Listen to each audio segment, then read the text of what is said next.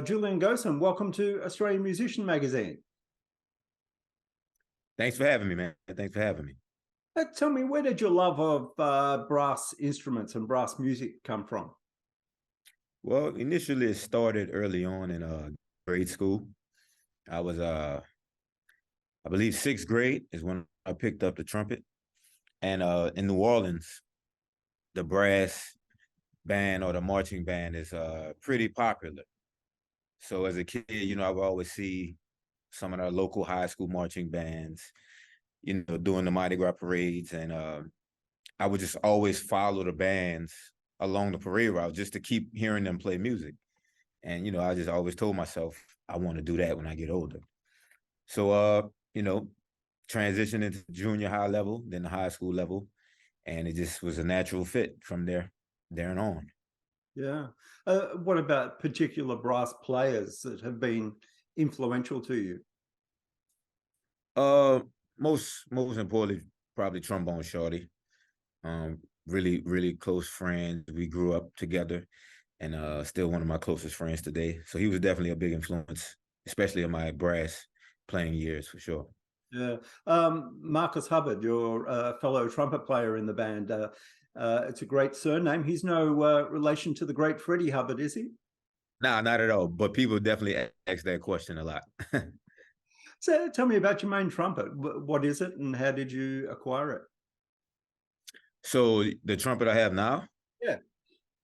Well, it's an Adams brass. I believe I know the company is in Europe. I forget what country, but it's definitely in Europe. Adams brass, pretty good horn. It's sturdy, durable. It's pretty expensive, so it should be sturdy and durable. But it's a great horn, man. It sounds good, it looks great, and I've been playing on it. I got it, I believe, during the pandemic. Yeah, I got it during the pandemic. So I've been having it almost about 2 years now. Okay. Yeah. The Soul Rebels started out playing at the famous Tipitinas in New Orleans, supporting Cyril Neville. Had you always been a fan? When did you come across the band? Again, grade school, the song Let Your Mind Be Free was one of the popular songs back then. So I would always hear that song, and I just would say the name because that was part of the lyrics, just not realizing who Soul Rebels were at that time. But as I got older, I did my research and found out who they were. Yeah. When you joined Soul Rebels, what kind of brief did the guys give you about the goals of the band?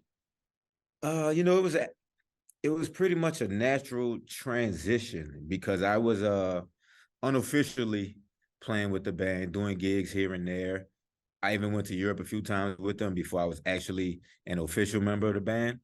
So it was kind of a natural fit. I kind of had started coming around, 2 or 3 years earlier, just kind of picking up on the style, picking up on the vibe, and, building relationships with some of the members in the band.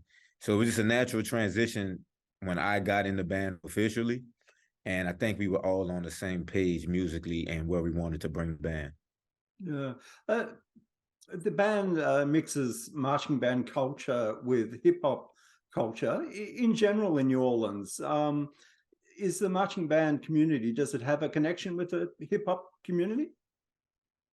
Yeah, it does. It definitely does because a lot of the marching bands play some of the popular hip hop songs, whether it's from local artists or even national or international artists.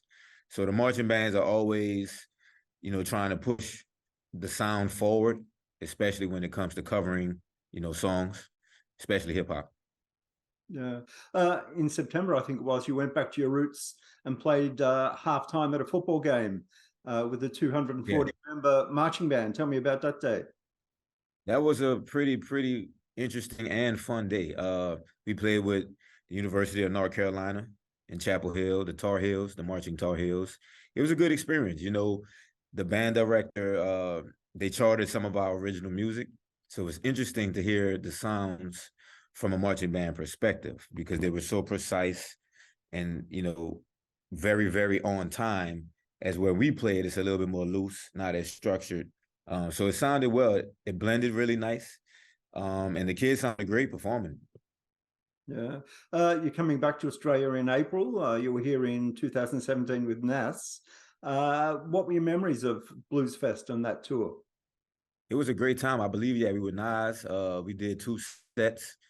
It was a great festival, man. The people, the hospitality was so wonderful. The sounds were great. The stages were great. The artists were great. The artist relations were great. Uh, Even the hotel was great. It was just maybe like an hour away we had to drive. But I mean, Byron Bay, the Blues Fest, it was great, man. It's one of the best experiences I've had for sure. Yeah, you played with Nas. I believe you've been a fan for quite some time. Yeah, I've been a fan since early kid. Yeah, definitely been a fan of Nas for sure since middle school. Definitely, yep. Yeah, and you're coming back with Talib and Giza. How far back do Talib and Giza go with the band? Oh well, we've been working with Talib. Hmm, what is it? 2022. It's probably been at least 7 or 8 years with Talib for sure. We've been a little longer with Talib than Jizza, but Jizza's not too far behind. But we have a great relationship with both of them. Both of them are super professional and they still love their craft. And we can definitely appreciate that because, we have to do this every night. So you got to love what you do. And Yeah, they approach the stage, as if it were the 90s when they were like on top. yeah. What did Wu Tang Clan mean to you back in the day? I imagine they've been influential to you. Yeah, the Wu Tang Clan, I just remember them just being like a big band. It's a big band. Being from the South, their music didn't really resonate that much in New Orleans on a grand scale. So you had to find your little corners to really dig them out. But you had some of their bigger songs that reached the masses. But you had to be like a real deep hip hop fan to dig into the crates of Wu Tang. But I was listening to Talib early on as well, like around the same time with Nas. So I've always been a fan of the hip hop, the New York hip hop, and just a student of the game when it comes to music and hip hop in general. Yeah, as well as playing Bluesfest, you're doing a couple of shows, Melbourne, Sydney, with Robert Glasper. Um, Mm-hmm. Robert appears on the current album. Where did that connection begin? Well, it was organic. We did a show actually the night before we went into the studio. So we did like a co-bill show. He was a guest on our show. Uh, and we just made some magic on stage. And from that moment, it transitioned to the studio and we made a song out of it. And he's a high caliber musician, so it was super easy to work with him, super easy, and it was a good vibe, good vibe. Yeah. Do you like festivals like Bluesfest where you get to hang out and meet other artists?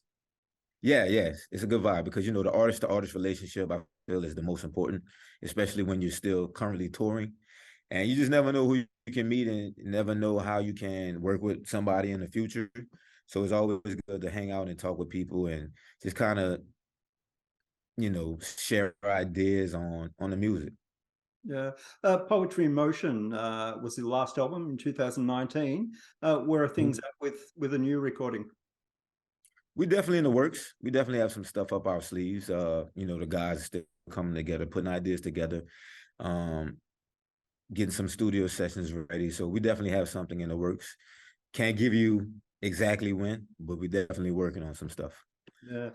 With 8 of you in the band, what's the starting point for a new piece of music? But usually it starts with one person might bring an idea, or one person might bring an entire song. It just depends on that individual's process.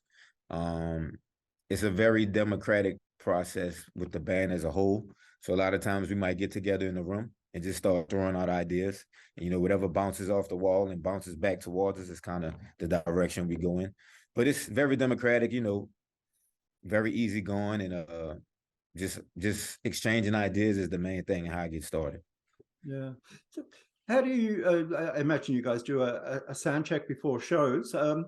How do you use that sound check? Is it just to check levels or do you like to test out new material? Well, so the sound check is very, very vital to our band. Um, Again, it's 8 individual members, so each person has to have their specific time. We go through levels. We go through, vocal levels. We go through songs. Sometimes we actually try a song and determine if it's in good shape to work that night.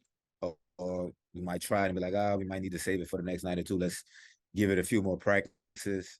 But the sound check is very vital, very vital. We never neglect sound check at all. We take it very serious. Yeah. What about the set list? Is that fairly loose? Is it something you do on the day? Yeah, so set list is usually done day of, probably during sound check, kind of get a vibe of the area, the location, whatever inspires us around town, or even at the festival, we kind of get a good grasp of the crowd. So usually done day of, yeah. Yeah. You've collaborated with so many different artists. On the current album alone, there's PJ Morton, Matisyahu, Branford Marsalis, some amazing musicians. Who's on your bucket list that you still want to work with? Bucket list, Pharrell for sure. Pharrell, Jay-Z, of course. I would like to do some stuff with Timbaland, Missy Elliott as well. Missy Elliott for sure. Yeah. I like those critical thinking, those critical thinkers. So outside of the Soul Rebels, have you got some other projects happening? Yeah, I got another side project I'm working on, the Jodeci Juice joint, myself and a good friend of mine, and we have a drum set. We got some stuff in the works, so stay tuned for that. Yeah. So what are you looking forward to most about the upcoming Australian tour? Just to be back, man. Just to be back down under. Again, it was an amazing time last time we were there. The people were nice. The air was fresh, and it's just to see the world. Just to see the world and experience different cultures. Every time we go, we always get out and about and try to experience what we can with the time we have. Yeah. So what's the grand plan for the Soul Rebels? The grand plan? Well, the grand plan, I think, is to make it to the top with our music, get our music around the world. Whatever comes with that, we are willing to accept. But I think the main thing and what's most important is that we all have the opportunity to bless people with our music and what it means to us. And just having that ability to share with millions around the world is definitely a blessing that we don't take for granted. Yeah. Well, Julian, it's been great to chat, and we look forward to seeing the band down here in April. I can't wait to be there.